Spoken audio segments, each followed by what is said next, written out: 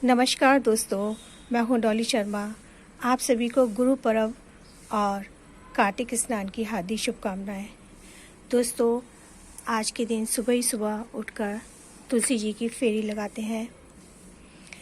आप फेरी या तो 108 फेरी लगाते हैं तो आप 108 मूंगफली के दाने, मूंगफली या मखाने या काजू या फिर टॉफ़ी ये लेकर आप फेरी लगा सकते हैं। ओम नमो भगवते वासुदेवा का जाप करते हुए 108 फेरी। अगर सामर्थ्य ना हो तो दोस्तों, आपके बस की नहीं है तो आप 1 और 8 यानी कि 9 फेरी लगा लेंगे तो भी आपको 108 फेरी लगाने का पुण्य प्राप्त होगा। जय जय तुलसा, जय शालिग्राम। तुलसा का शालिग्राम से हो गया ब्याह। जय जय तुलसा, जय शालिग्राम। तुलसा महारानी नमो नमो, हर की पटरानी नमो नमो। कहाँ रहती तुलसी, कहाँ रहते राम, काहे के रवैया श्री शालिग्राम। बाग रहती तुलसी, बगीचा रहते राम, मंदिर के रवैया श्री शालिग्राम। तुलसा महारानी नमो नमो, हर की पटरानी नमो नमो। जय श्री हरि, जय श्री राधे। आज मैं आपको एक तुलसी जी की कहानी, कार्तिक स्नान की कहानी सुनाने जा रही हूँ।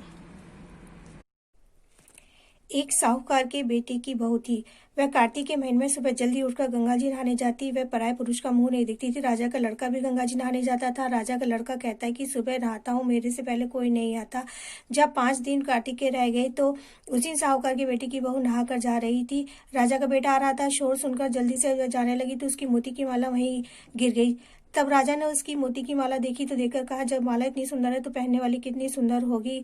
बाद में उसे सारनगर में ढिंढोरा पिटवा दिया कि जिसकी है माला वो मेरे पास आएगी और उसको माला दे दूंगा। उसकी जो है बुद्धि खराब हो गई थी और खुद वह तोते का पिंजरा टांग कर बैठ गया। सुबह साहूकारनी की बहू आई, पहली पौड़ी पर पांव रखा तो बोली कि अगर मेरे में सत है तो इसे नींद आ जाए।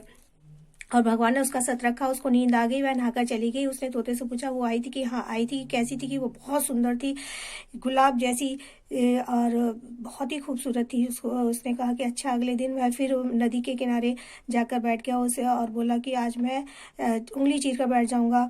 लेकिन फिर वो बहू नहाने आई तो उसने फिर भगवान से प्रार्थना की, मेरा सत रखना। तो भगवान, उसको नींद आ गई। फिर वो नहाकर चली गई। तीसरे दिन भी ऐसी हुआ, चौथे दिन भी ऐसी हुआ। 5वें दिन जब वह नहाकर जा रही थी तो उसने अब तोते से कहा कि उससे कहना कि हे पापी, देख, मैं तो भगवान ने मेरा सत रखा, मैं तो नहा के जा रही हूँ, मेरे तो 5 दिन पूरे हो गए। उससे कहना कि मेरी माला मेरे घर पहुंचा दे। अगले दिन वो सुबह उठा तो उसने कहा कि तोते से पूछा कि वो आई थी कि हाँ आई थी, कि क्या कि वो कह के चली गई है कि मेरे तो भगवान ने मेरा सत रखा है और मैं तो नहा के जा रही हूँ और तू जो है ना मेरी माला मेरे घर पहुंचा देना। फिर साहूकार की बहू आई तो भगवान से कहा, सोचा कि वह तो चली गई, वो तो सच्ची थी। उसने राजकुमार ने सोचा कि वो तो सच्ची थी, पतिव्रता थी।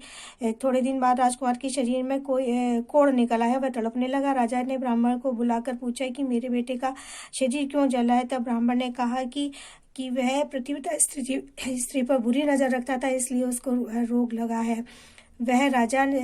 तब राजा ने पूछा कि उसका शरीर कैसे ठीक होगा। तब ब्राह्मण ने कहा कि वह साहूकार की बहू को धर्म की बहन बना ले और उसके नहाए हुए जल से नहाए तो उसका कोढ़ ठीक हो जाएगा।